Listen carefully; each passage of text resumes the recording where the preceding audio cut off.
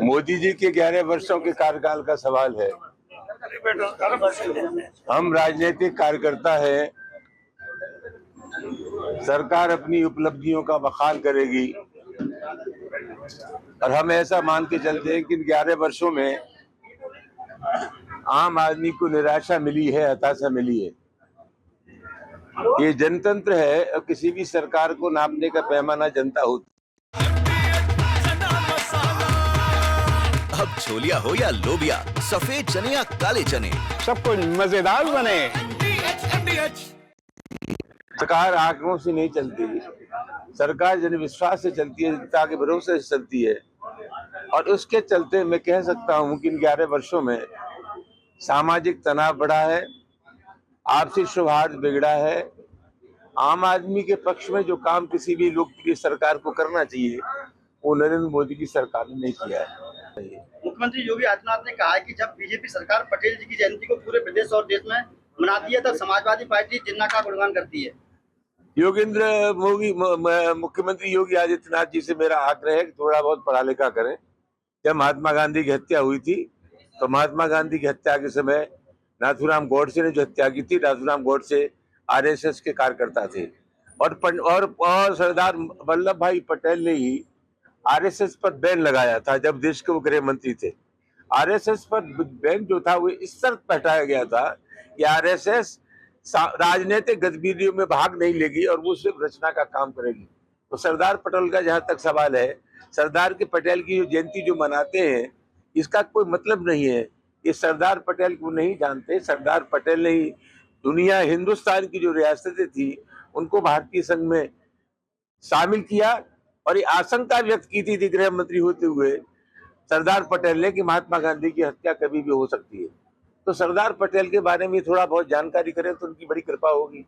राहुल गांधी ने मोदी सरकार के 11 वर्षों को केवल प्रचार बताया है। उन्होंने कहा कि सरकार 2047 के सपने बेच रही है जबकि जनता आज की समस्याओं से जूझ रही है। मैं समाजवादी पार्टी का कार्यकर्ता हूँ।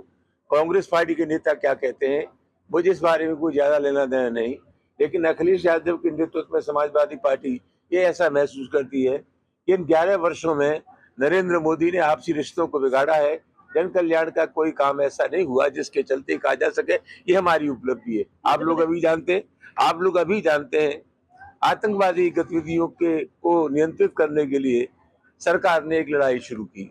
पहलगाम में लोग मारे गए, आतंकवादी उनका शिकार बनाया। आज तक हम लोग ये चिन्हित नहीं कर पाए तो आतंकवादी कौन थे। दूसरा मैं निवेदन आपसे करना चाहूंगा कि 370 जब जम्मू कश्मीर में खत्म की हुई और नोटबंदी खत्म हुई तो इस सरकार ने मोदी की ने ये कहा था कि हमने आतंकवाद की कमर तोड़ दी है। आज हमारे देश में आतंकवाद है तो नरेंद्र मोदी को इसकी जिम्मेदारी लेनी चाहिए। इनका कुछ मतलब नहीं है। आतंकवाद के नाम पर, देश को मुक्त कराने के नाम पर उन्होंने जंग लड़ी, लेकिन एक फटकार के बाद अमेरिका के मोदी ने कहा युद्ध विराम हो गया। और आज मोदी ये कहते हैं कि संघर्ष चलता रहेगा। तो मेहरबानी करके यही बताएं कि आपने संघर्ष विराम क्यों किया था। पर आपने जो बयान दिया था क्या आप अभी उसको अड़ेंगे? पुरानी बातों को छोड़ दो यार, तो ज्यादा अच्छा है। ममता बनर्जी ने मोदी सरकार पर पीओ को वापस लेने का स्वर्णिम अवसर गंवाने का आरोप लगाया है। मैं नहीं कहता, लेकिन मैं जब जानता हूँ कि गृह मंत्री ने लोकसभा में कहा था कि पीओ हमारी पाक ऑक्युपाइड कश्मीर पीओ के हमारा हिस्सा है। तो मेहरबानी करके सरकार ये बताए कि बगैर पीओ के लिए आपने युद्धबंदी क्यों कर दी। आप जब बढ़ चढ़ करके कह रहे थे संसद में कि हमारा हिस्सा है, हम लेकर के रहेंगे, तो आखिर उससे पहले विराम क्यों हो गया। इस सरकार ने अमेरिका के सामने घुटने टेक दिए है। और मजेदार बात यह है कि पूरी दुनिया में नरेंद्र मोदी ने दौरा किया।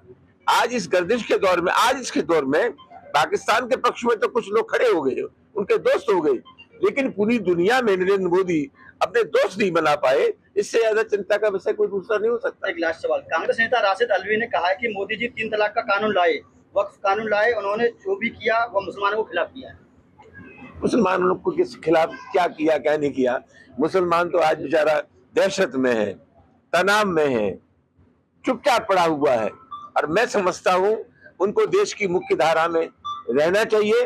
वक्त बताएगा आगे आने वाले चुनाव में। मैं समझता हूं समाज की जो वो शक्तियां हैं जिनका दिमाग साफ है, जो हिंदू मुसलमानों की एकता के पक्षधर है, जो हिंदू मुस्लिम भाईचारे के पक्षधर है, ऐसी सारी शक्तियां मिलकर के निश्चित रूप से सरकार को सबक सिखाएगी। दादी के हाथों का जादू और खुशबू से महकता घर, माँ की मुस्कुराहट और खाने की सुगंध। MDH गरम मसाला। क्योंकि हर रिश्ता है स्वाद से जुड़ा।